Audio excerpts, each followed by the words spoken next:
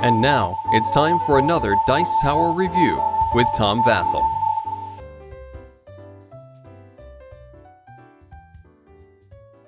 Pandemic is a fine game, and this review is for those who already know about the game. Does it need an expansion? Well, I'm always up for expansions, and the newest expansion for Pandemic is On the Brink. On the Brink adds quite a few different options that you can use in the game. Let's look at them and see what I think of each one of them. One of the things the game includes is some minor components, but they included smaller pawns that are a lot easier to move around the board, so out with the old big gigantic pawns and in with the new. The game also comes with some Petri dishes in which you can place the different cubes of the different colors. This adds thematically, but it's also a pretty good container for the diseases. It looks pretty neat, and it's nice to be able to have them in an easy container. Although I will say that with all these containers and cards and such, it does take quite a bit to fit everything back in the original box. The game also comes with several new role cards, each with a corresponding pawn. Operations Expert isn't new, but they did make the character a little better, basically allowing him, when he's at a research station, to fly to any city on the board using any card he wants rather than the matching card, which is really handy for the beginning of the game, makes him very powerful. You can start basically by sending him somewhere on the board and building a research station, allowing players to move around a lot more quickly. The other players are pretty neat. The Generalist doesn't give any special ability, but she has 5 actions, which I thought was really not that big of a deal, but during the course of the game, that came in really handy sometimes, having that extra 5th action. The Containment Specialists, that whenever they move to a city that has 2 or more cubes, one of them automatically goes away.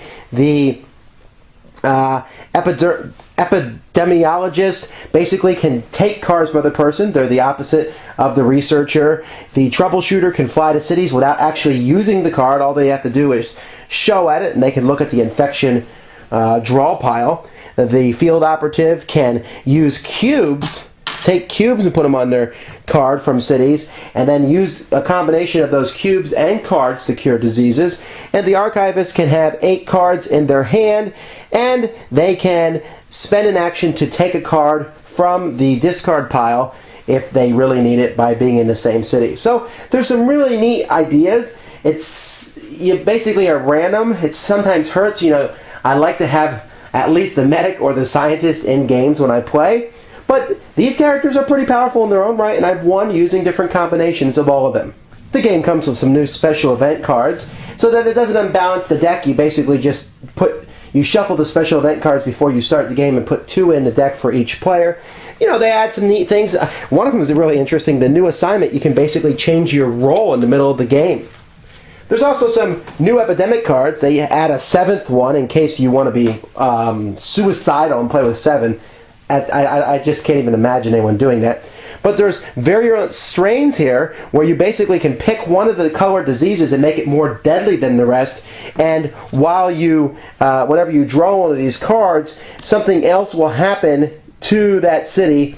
There's some kind of chronic effect, or here, complex molecular structure. Basically, something deadly will happen with that disease, and it will mutate in ways you're not ready for. I like using these cards with the easy level. Other than that, the game gets even more ridiculously hard, and does it need to be?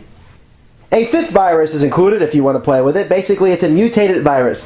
You'll see there's fewer cubes. It doesn't spread nearly as quickly, but there's different ways, and I won't go into them here on how these cubes can come into the game. But the problem with it is, even though it might spread more slowly, it's harder to stop, and since there's fewer cubes, it's easier to lose because all these will get onto the board. It's an interesting variant, one that I'm not going to play with all the time, or even very often, but if we're looking for something different, it does certainly add a whole different feel to the game.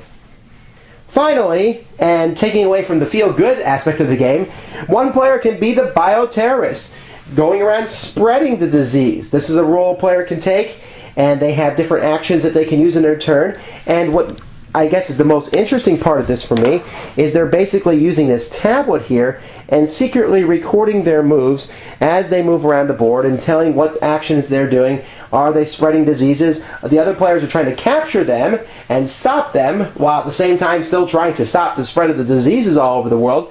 It's interesting, and again, it's something I would do if I was really bored, but I never thought this game needed that antagonist added to the game. But for people who like that role where they're playing against a human player who is actually making decisions rather than maybe the computer programmed way that the game is already playing, then here you go. You got your bioterrorist.